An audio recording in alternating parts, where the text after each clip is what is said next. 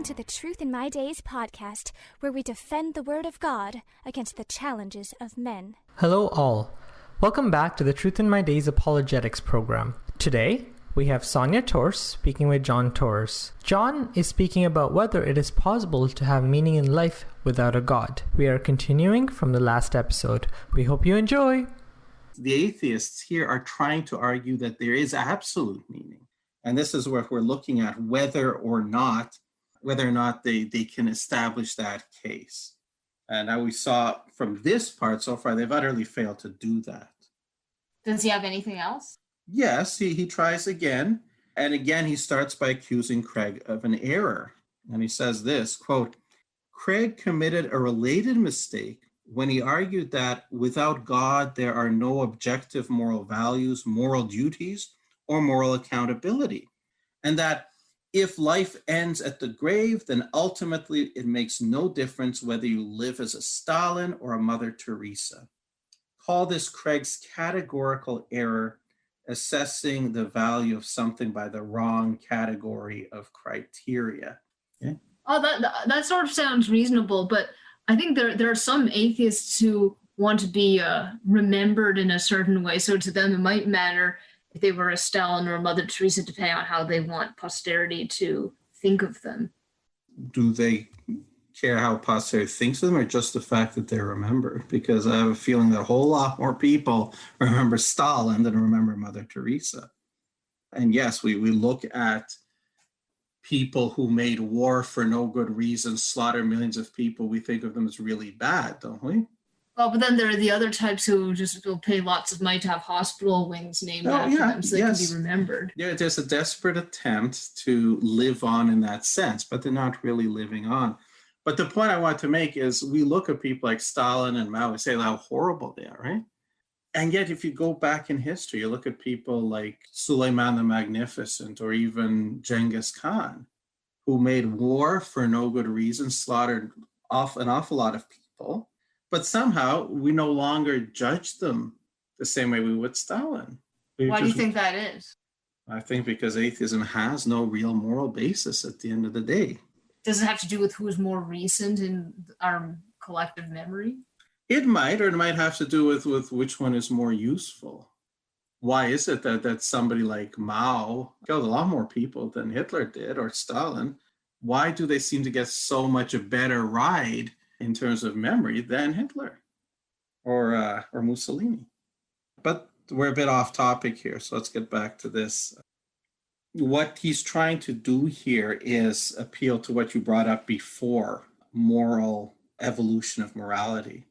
But before that, once again, he accuses Craig of using the wrong category of criteria, to which we have to ask, if there's no objective standard, if there's no God, who decides what is the right category of criteria by which to judge meaning?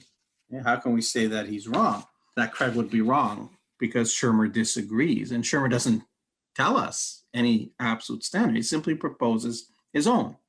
He says, we live in the here and now, not the hereafter. So our actions must be judged according to the criteria of this category, whether or not the category of a God-granted hereafter exists. Okay, who's doing the judging? And what are the criteria? Once again, he keeps appealing to these criteria of here and now criteria. He never specifies what they are. How does being in the here and now give us meaning? Well, it'll be interesting to see where Schirmer thinks he can go with this. Okay, where? Well, he begins by asserting that, quote, whether you behave like a Soviet dictator who murdered tens of millions of people or a Roman Catholic missionary who tended the poor matters very much to the victims of totalitarianism and poverty. And lest you think this is Schirmer just repeating the same discredited, bald assertion from before, he now sets out to explain the why. Why does it matter? Well, why does it? He says, quote, because we're sentient beings designed by evolution to survive and flourish in the teeth of entropy and death. Okay, but what does it mean to flourish? And why should it matter? If we are, in fact, designed by evolution, the random development of DNA coding does not answer the question of why does it matter, whether we act like Stalin or Mother Teresa at all. On the contrary, Stalin seems to have survived just fine. And remember, in evolution, the idea of the selfish gene, the idea is that the driving force of evolution, the most important thing, the thing that everything lives for, is to pass on his DNA, pass it on to as many surviving offspring as possible. Reproductive advantage, they call it. Well, Stalin seemed to survive just fine, and he certainly had a huge reproductive advantage over Mother Teresa. There's no doubt that he passed on his genes to far, far more people than she did, but obviously that's not a fair comparison since she was a nun. So let's look at a noble priest such as Maximilian Kolbe or some such person. And we see for sure Stalin passed on his DNA to a lot more people, and that is supposed to be the prime directive of evolution. That's the standard of success, passing on your genes to more offspring than your neighbor does, and to keep doing this throughout the generations until the world ceases to exist. So is that meaning, the ultimate meaning for atheists then? Except for the fact of the heat death? Well, this is the thing. Somehow the meaning to all this still remains hidden, doesn't it? Now, Shermer is not quite done. He goes on to say, quote, being kind and helping others has been one successful strategy, and punishing Paleolithic Stalins was another. And from these actions, we evolved morality. Do you see a problem with that? Well, what about all those atheists who choose not to be kind or help others? Yes, and the idea of evolving morality just doesn't fly, because remember, the goal of evolution is to pass on your genes to as many offspring as possible, more than your competitors. So you kill off your competitors and there's more resources for your own offspring. Well, from the point of view of evolution, that would be moral, wouldn't it? So the idea of evolving morality is certainly problematic. But at this point, you have to wonder if the atheist is really thinking this through.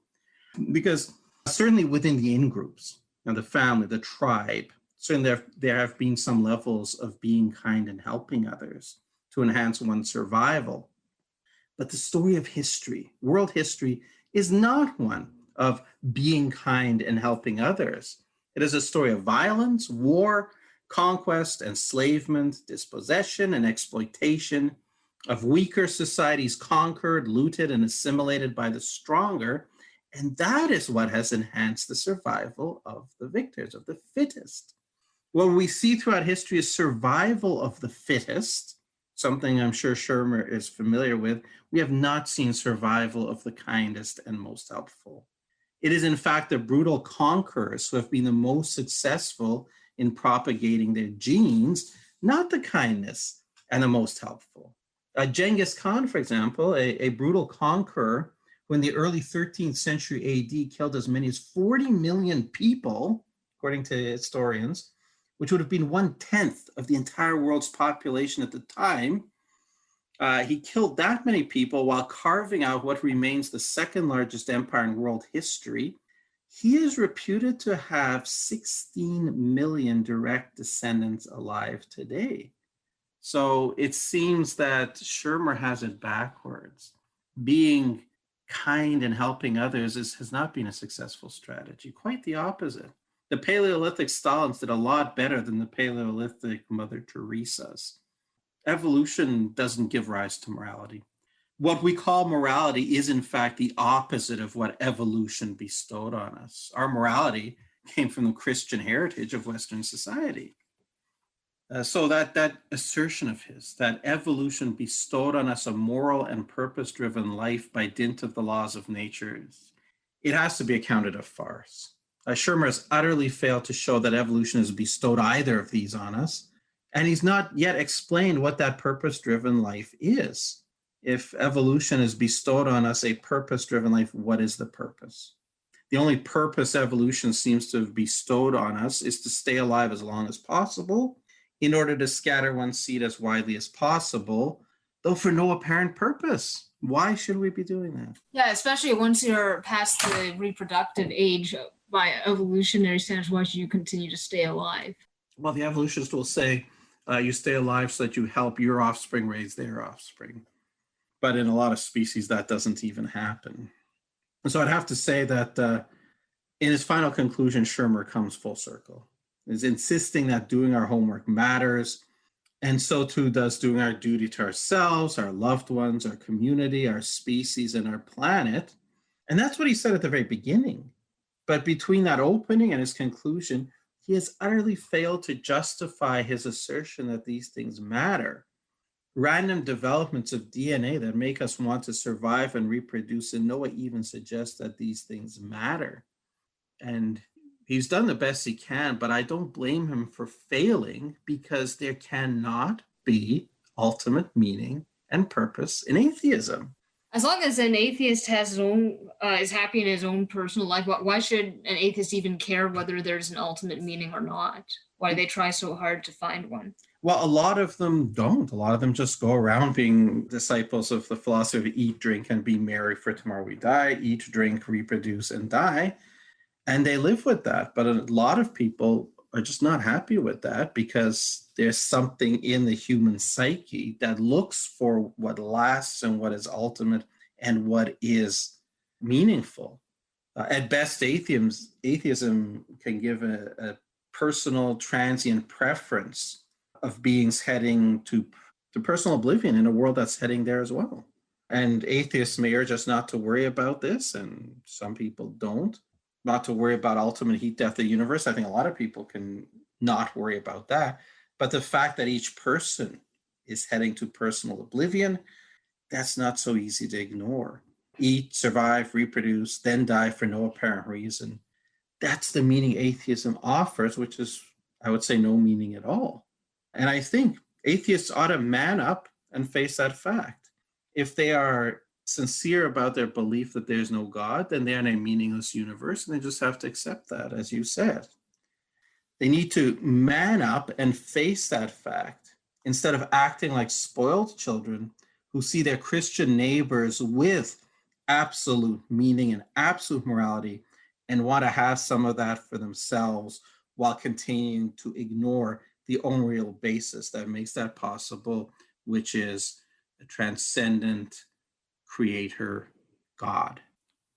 Well, thank you, John. I don't see how any atheist is going to be able to argue with you. Well, I look forward to hearing what you have to say next session. Thank you. If you enjoy our content and think this is important material, the best compliment you can pay is by sharing this with your friends and family. This helps us out a lot. Also, if you enjoyed today's program, please like, comment, share, and subscribe to this podcast. We would love to hear from you. Thank you for listening to the Truth in My Days podcast with John Torse. We would love to hear from you. Please feel free to share any questions or comments you may have. You can reach us on Facebook, Instagram, MeWe, and YouTube.